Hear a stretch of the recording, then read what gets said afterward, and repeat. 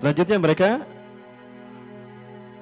yang tadi saya sampaikan akan melakukan penghancuran Masjidil Aqsa. Yang mana kita tahu Masjidil Aqsa ini adalah kiblat kita yang pertama yang akan mereka ganti, mereka rubah dengan sinagoga atau Haikal Sulaiman atau Bait Sulaiman Prabu Allah. Ini saya perlihatkan bagaimana mereka melakukan penghancurannya.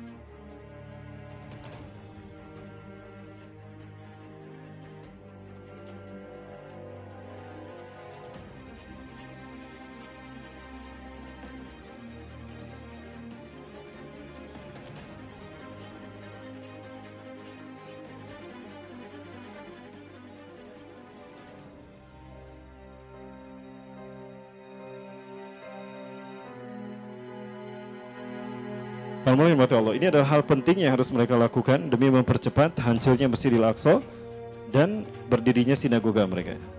Nah, ini tidak boleh ada yang tahu dari umat Islam Palestina. Maka bagaimanapun umat Islam Palestina harus disibukkan dengan hal-hal yang membuat mereka tidak mengetahui itu dan tidak memperhatikan itu. Maka diteror dulu kaum muslimin yang ada di atasnya. Karena terowongan yang mereka gali itu persis di bawah dasar Masjidil Aqsa, terutama Masjid Qibli. Maka mereka yang ada di sana itu dicoba untuk diusir. Ketika mereka ada kegiatan akan sholat pun mereka diusirnya. Ya. Dan itu yang mereka lakukan pada kaum muslimin yang akan melaksanakan sholat di sana, para Allah. Nah, ya rahmatullah, ini kerusakan yang tidak akan ditolerir oleh Allah Subhanahu wa taala. Nah, maka dari itu Allah menyatakan kalau mereka akan dihukum oleh Allah dengan hukuman yang besar yang mengakibatkan mereka habis di muka bumi. Nah, Rasulullah menubuahkan ini dalam bentuk perang akhir zaman. Ya, perang akhir zaman, para Allah. Ada satu pandangan yang menarik dari seorang doktor pakar ilmu Quran dan ahli bahasa serta ahli sejarah. Dia bernama Dr. Bassam Nahajaror. Beliau menukilkan beberapa hal yang menjadi sebuah aksioma, ya, pandangan, bukan aksioma, pandangan terkait dengan kehancuran Israel. Beliau melihat seolah-olah ada nubuah dari Rasulullah. Ada nubuah dari Allah kalau Israel ini akan hancur di tahun 2022. Asumsi yang dibangunnya berdasarkan beberapa hal yang sifatnya ilmiah memang. Ya. Nah, Syekh Bassam Nahajaror ini adalah dari Jaror. Beliau tinggal di Ramallah, Palestina, dan beliau menjadi dosen mu'alimat di Universitas Ramallah. Dan juga beliau ini juga pernah mengajar di Universitas Damaskus ya internasional di Suriah. Nah pulang ke tanah airnya di Ramallah beliau mengajar di kuliah mu'alimat, kuliah perempuan, mengajarkan tentang tafsir Quran, mengajarkan tentang ilmu-ilmu hadis dan sejarah. Nah beliau mencatat berdasarkan matematika Quran dan nubuah Quraniyah yang disampaikan Allah dan Rasulnya, berdasarkan hadis juga, disusunlah beberapa poin yang menjadi alasan dia mengatakan Israel akan hancur 2022. Yang pertama, pada tanggal 15 Mei 1948, Israel memproklamarkan diri sebagai negara yang merdeka. Ya, proklamir ini adalah fakta bahwa Israel mengambil alih tanah kaum muslimin dan mendirikan negara di atas tanah milik umat Islam, Palestina. Nah, pada saat itu, para yang dirahmati Allah, seorang wanita Yahudi masuk ke rumahnya penyair Arab, penyair Irak, berkebangsaan Arab. Dia masuk ke dalam rumah Ahmad Ar-Rasyid ini dan menangis. Kepada wanita tua Yahudi ini, Ar-Rasyid berkata, "Ya jadda lima tabkin, afalam takun liqaumika baladun." Wahai ibu, wahai nenek, kenapa Anda menangis? Bukankah kaum Anda, bangsa Anda sekarang punya negara? Apa kata sang nenek? Benar apa yang dikatakannya. Tapi berdasarkan nas-nas dalam Taurat, bangsa Zionis Yahudi, bangsa Yahudi tidak akan pernah lama merasakan kemerdekaannya setelah hari ini kecuali hanya 76 tahun saja. 76 tahun itu disebutkan di dalam Taurat versi mereka sekali lagi. Ini Bani Israel, Israiliyat. Nah kalau kita lihat, para mulai rahmati Allah, pada tanggal 15 Mei 1948 itu bertepatan dengan tahun 1367 Hijriah. Artinya di tahun 1367 Hijriah, Israel memproklamirkan berdiri negara mereka di tanah Palestina. Nah kalau ini dihitung berdasarkan angka tadi, ditambah 76, maka akan menghasilkan angka 1443 Hijriah. Itu bertepatan dengan tahun 2022. Ini belum terjadi, tapi beritanya sudah ada di dalam Quran dan hadis. Inilah yang disebut dengan nubuah Quraniyah. Makanya yakin Muhammad Bassam Nahajar bahwa Israel itu akan hancur, dan beliau memprediksi angkanya 2022.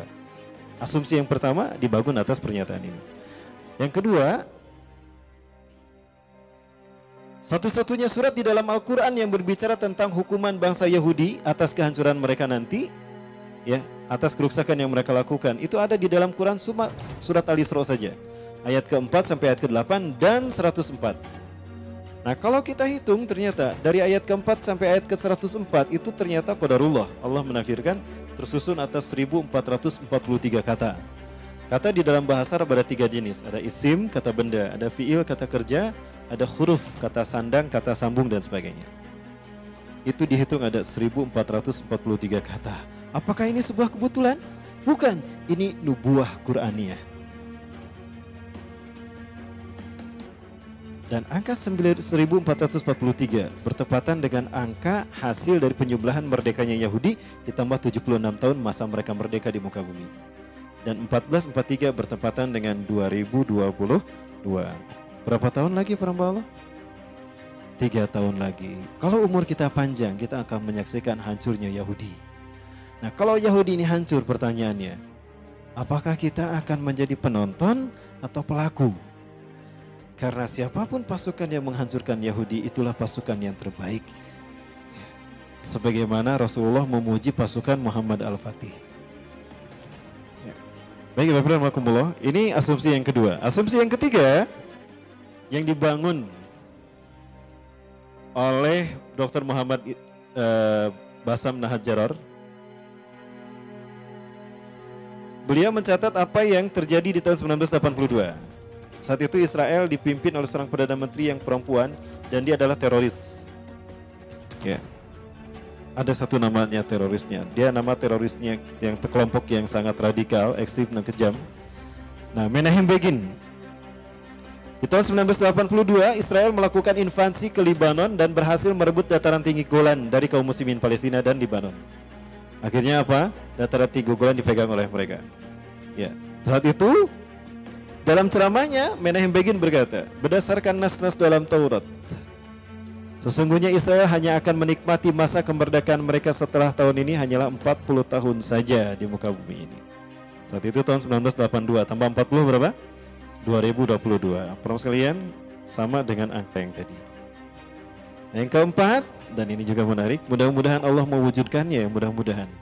Ya, kenapa kita masih mengatakan mudah-mudahan? Ini nubuah pemberitaan. Waktunya hanya Allah yang tahu. Itu sifatnya nubuah. Ya, kalau disebutkan angkanya bukan nubuah namanya. Baik, para sekalian, apa yang keempat terkait dengan komet Halley. Ya.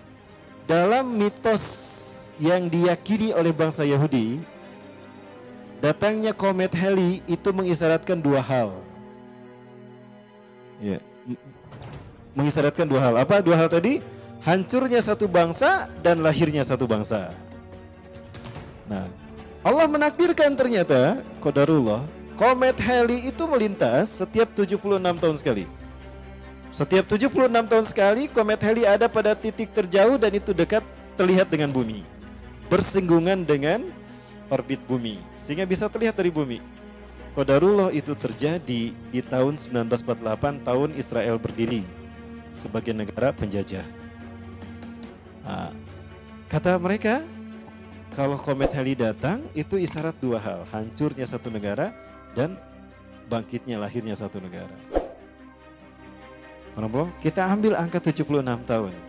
Israel memproklamirkan berdirinya tahun 1936, tambah 76, hasilnya 1443, bertepatan dengan 2022. Itu isyarat angka kehancuran Israel. Lalu Palestina lahirnya kapan? Merdeka ketika zaman Imam Mahdi. Kapan itu terjadi? 1948 ditambah 76 ternyata menghasilkan angka 2024. Dan kita sering menghitung kalau angka 2024 adalah isyarat kebangkitan khilafah. Artinya Palestina lahir dan merdeka. Inilah dua hal yang kemudian dicatat oleh Dr. Bassam Nahajaror. Ya, dan beliau mempresentasikan ini di hadapan ulama Indonesia di Malaysia. Nah, para mulai yang dirahmati Allah, nubuah tentang kehancuran mereka ini mengandung berbagai macam hikmah yang luar biasa. Ya, nubuah yang pertama tadi dari Quran, sekarang nubuah dari Rasulullah SAW. Rasulullah memberitakan bagaimana cara mereka diperangi oleh kaum muslimin. Ya, bayangkan saudaraku, ini adalah ucapan manusia yang paling berakhlak mulia Rasulullah SAW. Beliau yang dikenal cinta damai, sangat menghargai nyawa manusia. Namun bila menyangkut kaum Yahudi bersikap sangat tegas dan tanpa keraguan sedikit pun juga. Melalui hadisnya Rasulullah menjelaskan bagi kita bahwa umat Islam bila mana nanti menyangkut bangsa Yahudi itu haruslah bersikap ekstra waspada. Ya, sampai Muhammad Hasan Al-Banna mengatakan, Syahid Hasan Al-Banna mengatakan, jika Anda bersalaman dengan orang Yahudi, buru-buru cepat tarik tangan Anda. Lihat jari Anda apakah masih utuh 5? Karena ketika Anda salam bersama Yahudi, bisa-bisa Anda kehilangan satu jari Anda. Karena di balik janji damai mereka itu ada rencana untuk mencelakai Anda. Nah, maka Rasulullah memperingatkan hati-hati kepada kita terkait dengan bangsa Yahudi ini. Sebab pada gilirannya kita semua orang yang beriman bakal terlibat dalam memerangi mereka, sehingga batu dan pohon pun turut berbicara dan berpihak kepada pohon, batu berpihak kepada kaum muslimin apabila Allah mengizinkan untuk sanggup berkata dan mengungkap keberpihakannya itu. Nah, di sini Rasulullah menyebutkan dengan kalimat ayyuhal muslimin, ayyuhal mu'minin, ya ibadallah, ta'alau fil wara'il yahud uqtulhu. Yang disambut bukan nama bangsanya, wahai muslim Palestina, wahai muslim Indonesia, wahai muslim Rohingya, bukan. Tapi yang Allah sebut adalah akidah kita. Ini bahasa pemersatu. Ini artinya isyarat bahwa umat Islam ini betul-betul akan memerangi mereka. Bukan orang Palestina saja yang memeranginya, tetapi semua negara yang ada umat Islamnya, umat Islam di semua negara seluruh dunia, itu yang akan memerangi dan menghancurkannya. Ya. Datanglah kemari ini ada orang Yahudi, bunuh dia. Loh, bukankah Rasulullah ini sangat cinta kepada manusia? Ya. Sangat berkasih sayang, iya. Tidak ada yang berakhlak mulia selepas mulai dari Rasulullah. Dan tidak yang lebih menyayangi seseorang ketimbang Rasulullah SAW.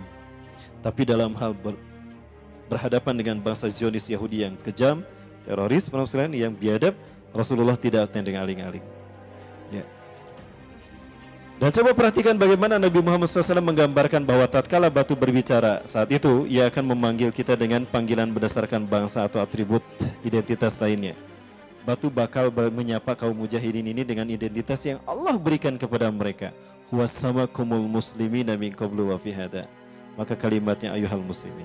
Bukan wahai bangsa Palestina, wahai bangsa Arab, wahai bangsa Mesir, wahai bangsa Jordan, wahai bangsa Yahudi, wahai bangsa Indonesia, wahai bangsa Malaysia, bukan. Tapi Allah mengizinkan batu itu berbicara memanggil akidah kita. Wahai kaum muslimin.